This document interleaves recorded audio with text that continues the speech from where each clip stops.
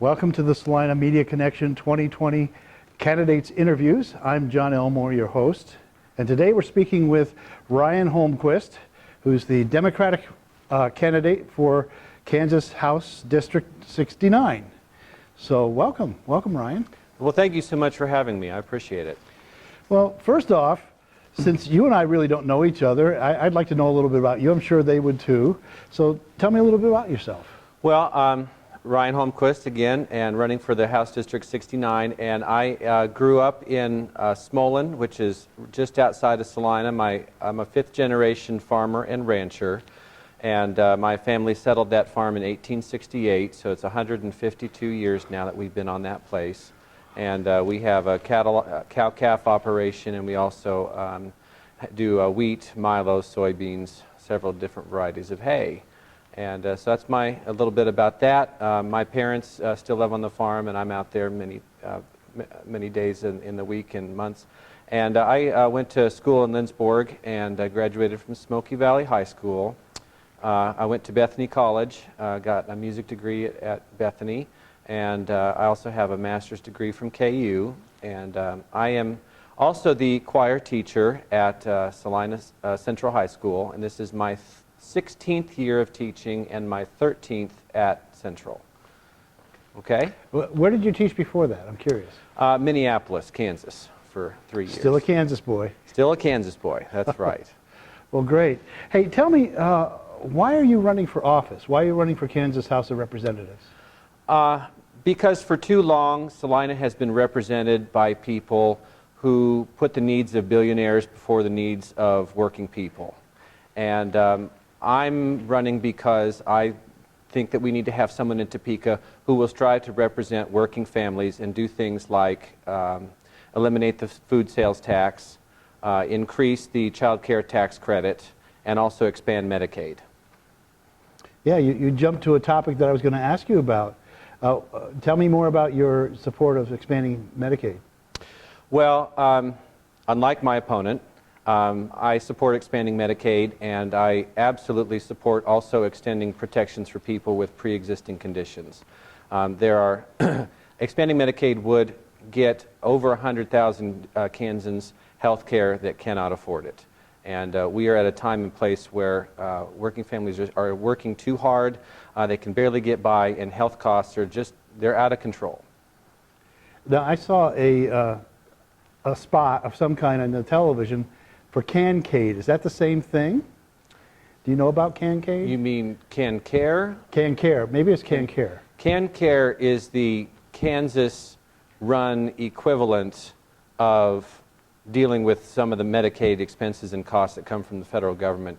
It's better well run now than it was, but it is fundamentally a program that needs to be restructured, and it can be successfully if we expand Medicaid. Tell me what kinds of things you'd like to get involved in when you're in Topeka if you're elected. As far as committees or anything like that. Is there anything that you've been thinking about? I would really like to be involved in the education or higher education committees. I would really be interested in being involved in the federal and state affairs committee with some of the issues that they deal with. And I wouldn't mind getting into the House Taxation Committee as well. What does the House Taxation? Oh, it's about state taxes. Yes. That's what that is yes. about. Okay. I wanted to ask you, what is your position on? I can guess funding for K through 12 education. Well, yeah.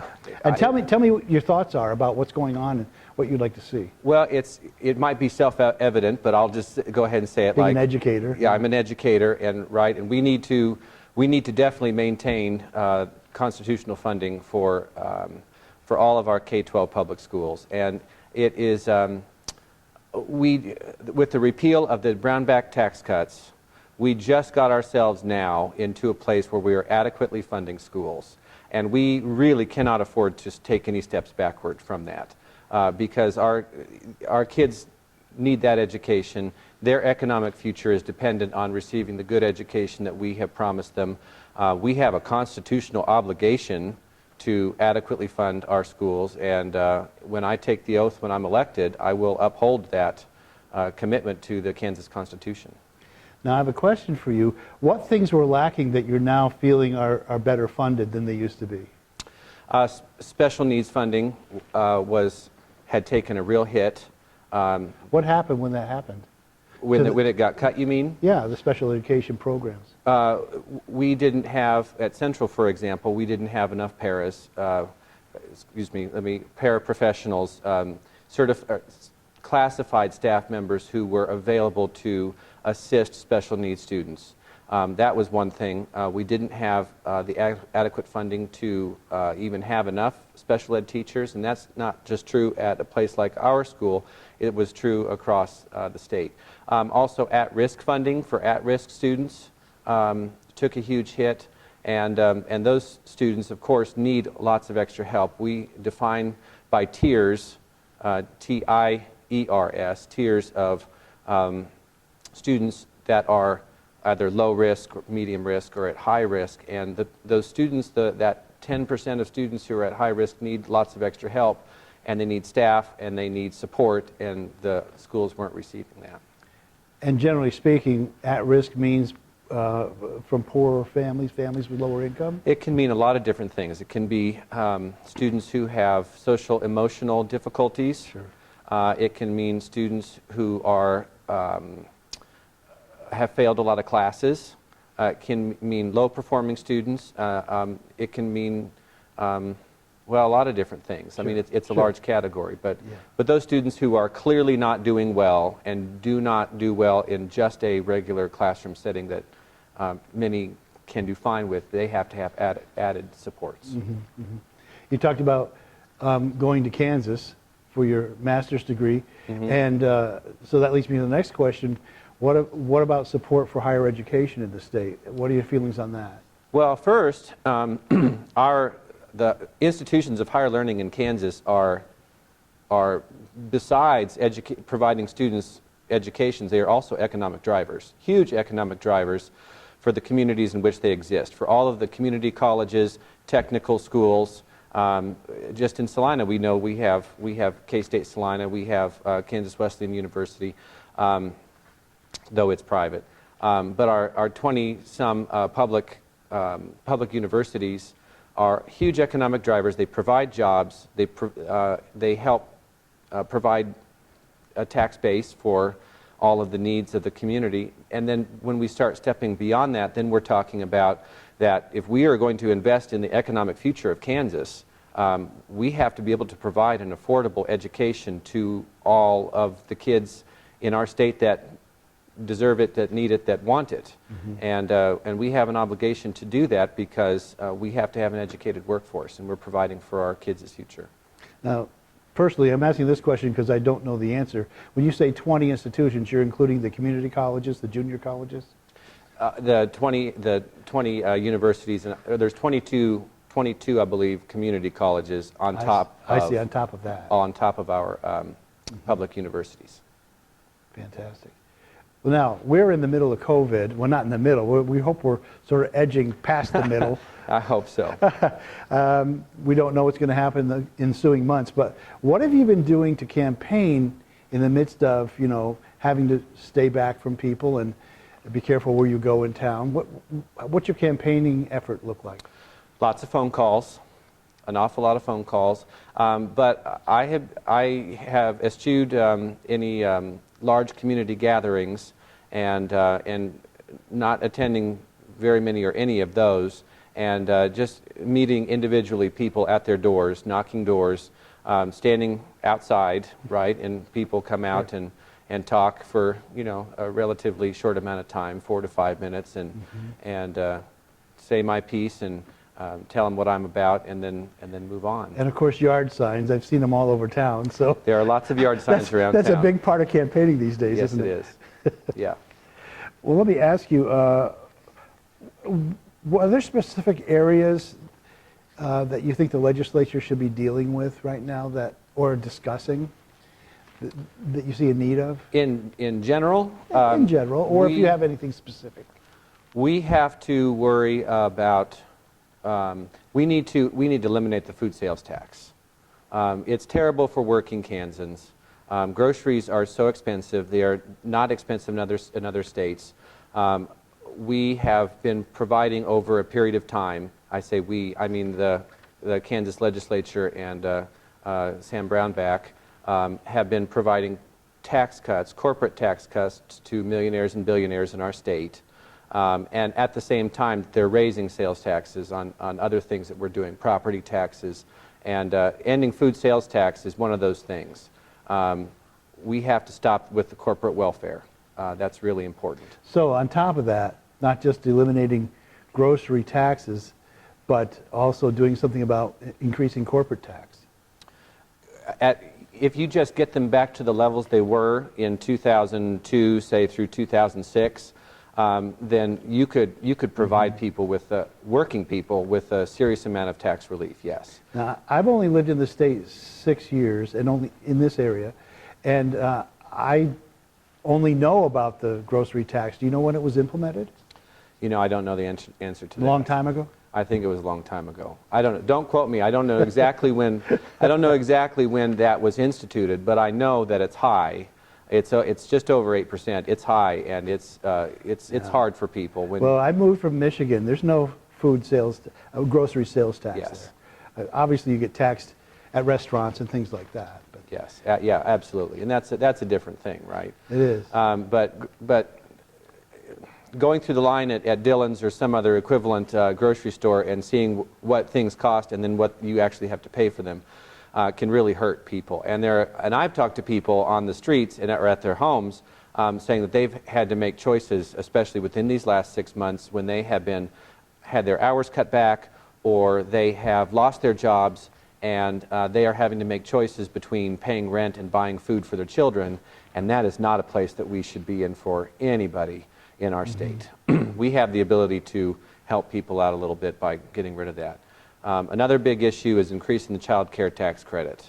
Child care is a huge problem right now because of COVID, right? And the fact that it could possibly spread, but also that kids are out of schools or that parents need to be working odd hours. I mean, there's all sorts of new challenges to the old challenges that were always associated with child care. And we need to be able to do something for some of these working parents in order to make it just a little bit easier for them to get by and at least get to the end of the month.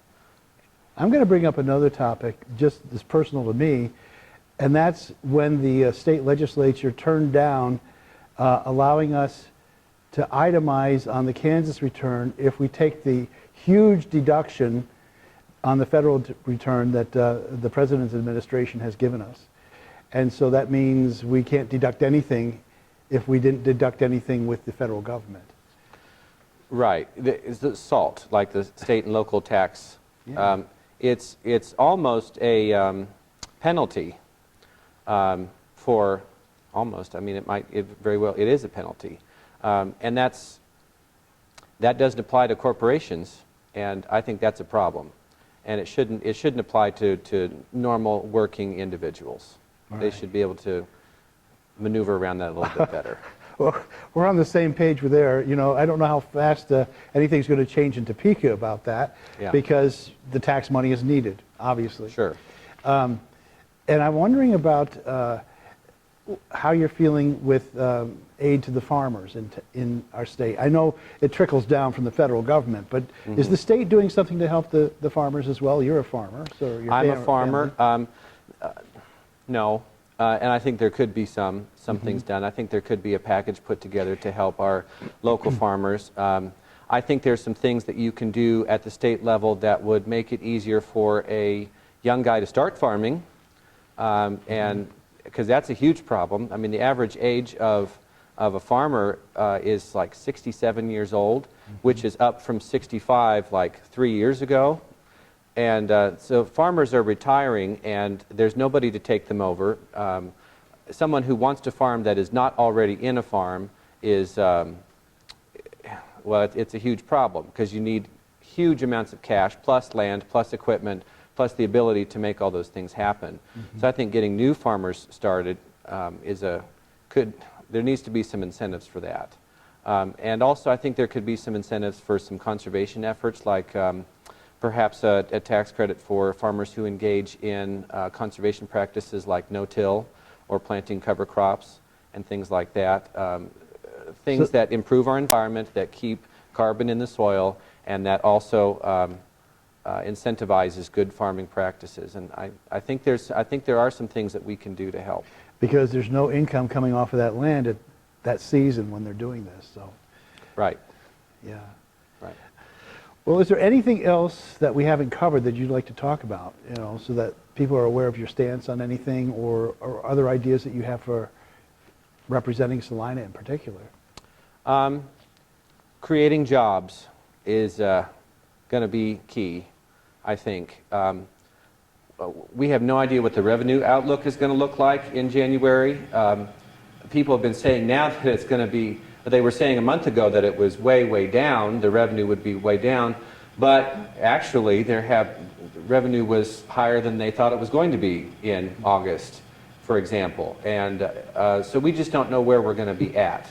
And tax revenue could be way, way down, and there could be some hard choices that have to be made about cuts to various things. And I think that we have to make sure that we take care to watch our tax dollars very carefully, one, and that we create some jobs to increase that tax base, and then also so that we protect the working people. I think there are some new revenue sources that we can consider. Legalizing sports betting is one. Medical marijuana is another. Also ending corporate welfare could help balance the state's balance sheets. So there are some things like that, but creating jobs is going to be a huge thing. I have a proposal that I would like to provide for any employer, school, nonprofit, church who wants to hire a new employee or would give any of their number of employees a raise, the state would provide them with a 20% tax credit up to $5,000 on their payroll taxes. And I think that could be a huge help, a huge incentive to businesses and to those organizations that I mentioned to help create some jobs. Especially small businesses, too. Especially small businesses. And that's the key, yes. Growing small businesses, allowing those people who have 4 employees to maybe hire a 5th, or to give those 4 employees a bit of a raise. And because if employers are doing well at paying people, they're spending money, they're getting our economy back into shape. And of course, if we want to attract people from elsewhere, sometimes from out of state, there's other things we have to do. I mean, the grocery tax elimination is an idea, but also yes, that new office that the governor set up for expanding broadband throughout the state, which I think is really interesting, because they mentioned in this yes, update from the governor that there were a few rural communities that missed out on getting a new business coming to town because they couldn't get good internet service. Yes, that's a huge issue. And it's not a huge issue right here in Salina, right?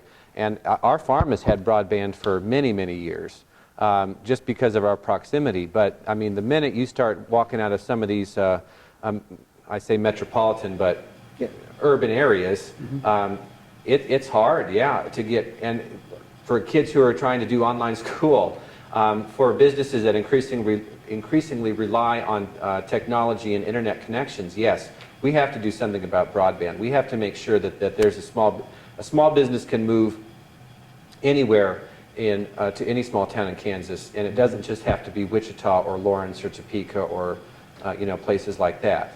That we expand those opportunities for those people out there. So we maintain a good, live, thriving, vital rural Kansas. Yeah, when I moved here, I realized how agrarian this place is, with the yep, animals, but a lot of crops and rolling hills, and it's beautiful here, and I think Kansans have a lot to be proud of. So is there anything we've left unsaid that you would like to say? Just that my priorities are economic issues for working people. That's what I'm concerned about. Excellent, excellent. Well, thank you. Thank you, Ryan. Thank We've been you. talking with Ryan Holmquist, Democratic Party candidate for 69th District of the Kansas House of Representatives. And we exhort all of you to go out and cast your vote. We thank you for being with us. Thank you, Ryan. Thank you very much.